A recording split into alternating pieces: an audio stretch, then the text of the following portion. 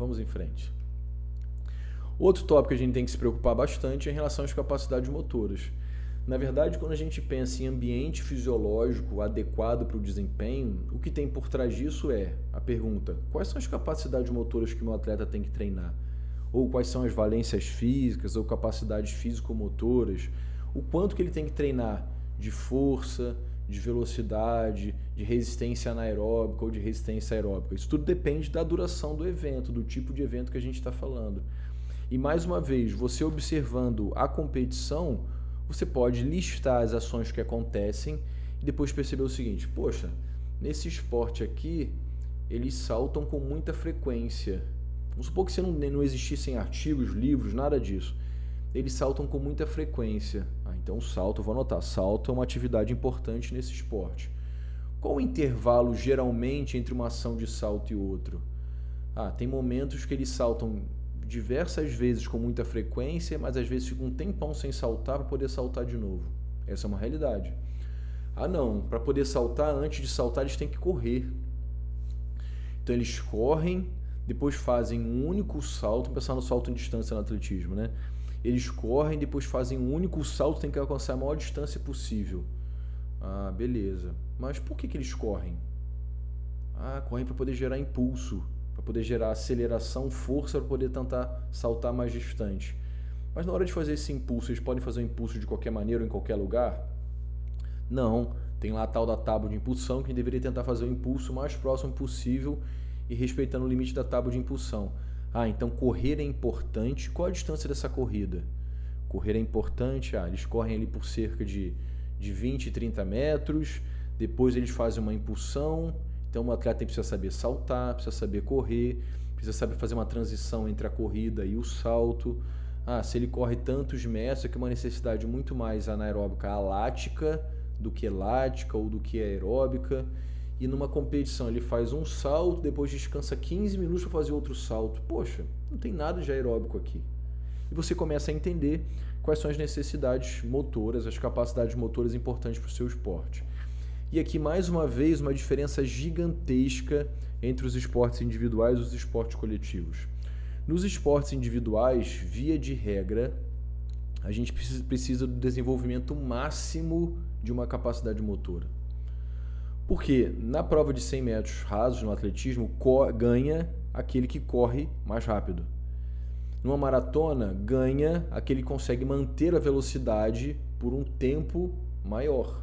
Então você precisa do desenvolvimento, como nos dois exemplos, de uma condição de velocidade máxima ou de resistência de velocidade. Se você não for resistente, não tiver uma boa condição aeróbica, você não vai ganhar a prova de os 42 metros na maratona, não tem jeito, 42 quilômetros. Você não vai ganhar, não tem jeito. Se eu penso agora no handball, eu preciso de um desenvolvimento ótimo de diversas capacidades motoras. Então, nos esportes individuais, via de regra, eu preciso do desenvolvimento máximo da capacidade motora. Para os esportes coletivos, via de regra, eu preciso do desenvolvimento ótimo. São coisas diferentes. E dentro dos esportes coletivos, esse desenvolvimento ótimo também depende da ação tática que cada um dos jogadores faz. Então, alguns jogadores podem precisar daquela condição básica, mas desenvolver mais uma condição de velocidade. Para outros, uma condição básica igual dos outros, mas uma condição mais aeróbica, ela é importante. Então a gente precisa estudar isso. Outro tópico importante que a gente não dá muita importância, geralmente é a parte cognitiva.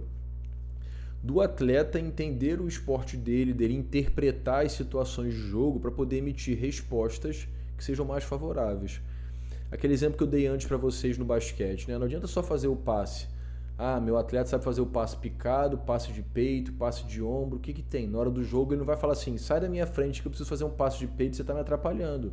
Isso não vai acontecer. Então ele precisa fazer qualquer tipo de passe. Por isso que eu falei que nos esportes coletivos tem-se uma tendência já há bastante tempo de ensinar o jogo pelo próprio jogo e não tirar o jogo do contexto. Então não adianta só saber fazer o passe e fazer um passe atrasado, você vai perder uma oportunidade, ou fazer um passe muito adiantado, onde o atleta da equipe adversária vai roubar a bola.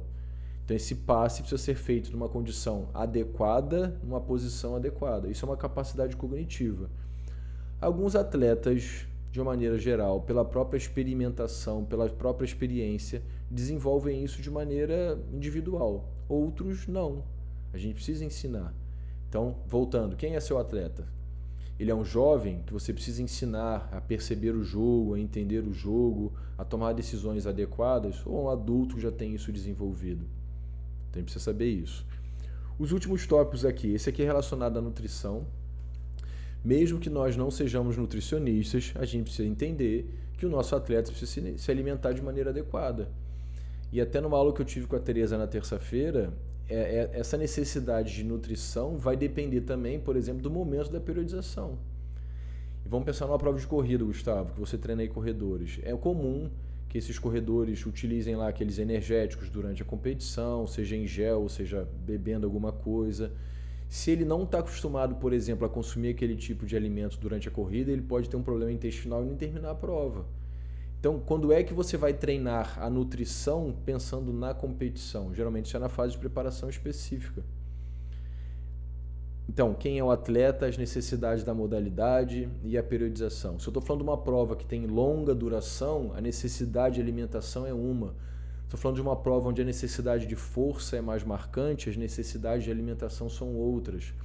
Estou falando de um atleta que treina 4 vezes na semana, a necessidade de alimentação é uma. Se eu estou falando de um atleta que tem 10 sessões de treino na semana, a necessidade de alimentação, de nutrição é outra. A nutrição é importante não só para o treino, para a recuperação. Então, se esse atleta treina com muita frequência, a alimentação vai ser importante para a recuperação. Porque às vezes uma má alimentação pode levar o atleta a ter algum tipo de lesão. E também é importante, então, que a gente entenda quais são as lesões mais frequentes na modalidade. Então, olha quantas coisas que a gente tem que saber. Poxa, no meu esporte, quais são as lesões mais frequentes? São de quadril, são de ombro, são de joelho? Essas lesões acontecem em função de um contato com o adversário? As lesões acontecem em função das mudanças de direção? Alguns esportes onde você está correndo para uma direção, de repente você tem que mudar, depois você tem que mudar de novo. Quais são as lesões mais frequentes e por que elas acontecem? Por quê? Para que eu possa, já na minha periodização, colocar atividades que levem à prevenção de lesões. Lá na fase de preparação geral, a gente vai ter isso durante o nosso curso, essa é uma das finalidades. Na fase de preparação geral, eu vou preparar o atleta para que ele possa treinar melhor. Poxa, para que eu possa treinar melhor e mais específico na fase específica, que atividades, por exemplo, de prevenção de lesões, atividades com exercícios funcionais ou de força, que possam acontecer na fase de preparação geral para que esse atleta não venha ter algum tipo de lesão. Que tipo de compensação da força ou de movimento que eu vou oferecer numa fase de treinamento para que na fase específica ele possa treinar o específico e não ter nenhum tipo de lesão. Vamos dar um exemplo aqui. É muito comum em atividades que envolvam corrida explosiva, atividades explosivas, nos esportes coletivos ou nas provas de corrida nos esportes individuais, que essa diferença de força na musculatura anterior e posterior da coxa levem a quadros de lesão. Então isso é muito comum. Então você sabendo disso, na fase de preparação geral, por exemplo, você vai propor atividades que levem ao adequado equilíbrio de força de agonista e antagonista. Guilherme, o que tem? E por que eu não posso fazer isso na fase de preparação específica? Porque a ideia é que na fase de preparação específica você só treine aquilo que leve melhor do desempenho competitivo.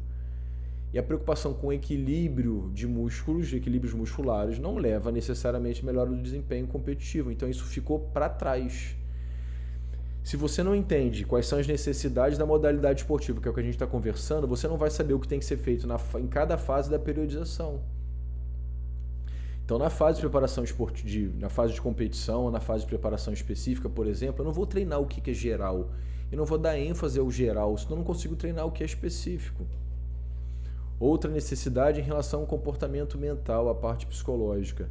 Como esse atleta se comporta nos diversos períodos de treinamento, como ele se comporta na competição, para que ao longo da periodização eu ofereça estímulos emocionais, a gente não, né? O psicólogo, ou se você trabalha sozinho, aquilo que você puder fazer, o que você oferece em cada etapa. Eu acredito que todo professor e treinador merece ter acesso às melhores ferramentas, às melhores oportunidades para poder alcançar a excelência. É por isso que eu criei conteúdos exclusivos aqui no meu canal do YouTube para os assinantes, para que você possa ir além e realmente transformar sua carreira. Ao se tornar assinante, você não terá só acesso a vídeos exclusivos e mais detalhados, mas também vai se juntar a uma comunidade que valorize e acredita no crescimento contínuo e o aperfeiçoamento profissional. Além disso, o seu apoio me ajuda a continuar trazendo conteúdo de qualidade, que eu tenho certeza que vai fazer toda a diferença na sua jornada. Torne-se um assinante agora e desbloqueie todos esses vídeos para ter acesso a vídeos completos e exclusivos. Você pode escolher entre 3 planos de assinatura e o link está na descrição do vídeo.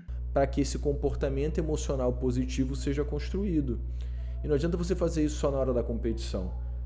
Tudo que você quer que aconteça na competição, que se manifeste na competição, tem que ser treinado anteriormente.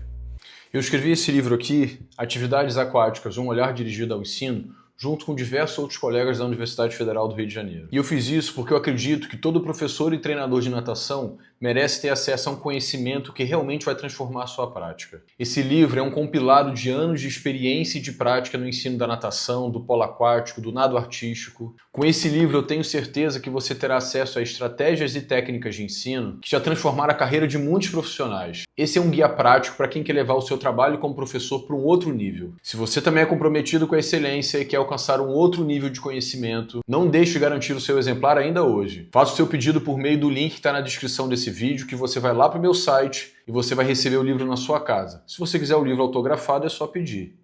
Então a gente tem aqui uma lista de exemplo de diversos conteúdos que a gente deveria respeitar, que a gente deveria entender para que a gente conheça a nossa modalidade esportiva. Então eu reuni tudo que a gente falou nesses tópicos aqui. Então quais são os fundamentos técnicos do meu esporte? Vocês têm que saber, têm que listar, têm que escrever. Quando eles acontecem, como eles acontecem em situações de velocidade, em situações de baixa velocidade. Por exemplo, a gente falou da passagem do bastão no revezamento. Aquilo não é devagar, os atletas estão em velocidade máxima. Beleza, então eu preciso saber passar. Não adianta eu treinar sempre a passagem do bastão correndo devagar, porque a passagem do bastão na hora da competição acontece em velocidade. Quais são as necessidades táticas do meu esporte? Qual o ambiente fisiológico que eu tenho que construir por meio do treinamento para que ele tenha um bom desempenho? É interessante quando a gente participa às vezes de competições, agora pensando em esportes coletivos, que eu já acompanhei, onde a gente fala de atletas que não têm um desempenho muito bom, como por exemplo nos jogos escolares. É interessante que a equipe que tem um condicionamento físico um pouquinho melhor, geralmente é a equipe que ganha. Então mesmo que tecnicamente ela seja pior, como o condicionamento físico é um pouquinho melhor, a tendência é que eles ganhem. Então, por exemplo, se eu sou um treinador de um esporte coletivo que trabalha só com jogos escolares, sinceramente eu ia desenvolver uma condição técnica razoável e me preocuparia muito mais com a parte física. Porque a tendência é que no segundo tempo, no segundo momento do jogo, a equipe adversária esteja morta e o seu time ainda está bem. Legal? Então isso também é entender a modalidade, entender o sistema de competição. Quais são as capacidades motoras, força, velocidade, equilíbrio recuperado, equilíbrio dinâmico, equilíbrio estático, é velocidade ou é agilidade, que são duas capacidades motoras diferentes. Essa velocidade é uma velocidade sem necessidade de tomada de decisão, como acontece nos 100 metros rasos na corrida, nos 100 metros, nos 50 metros na natação. Então a velocidade sem tomada de decisão é uma velocidade num esporte coletivo que o atleta precisa correr em velocidade e tomar decisões para poder decidir se ele continua, por exemplo, com a bola, se ele faz o passe. Necessidades cognitivas, o que o seu atleta precisa conhecer do esporte para que ele jogue o esporte melhor, para que a gente tenha atletas inteligentes. Necessidades nutricionais, as lesões mais frequentes e o comportamento emocional em treino e em competição que a gente gostaria de que o atleta manifestasse. Dúvidas aqui, pessoal?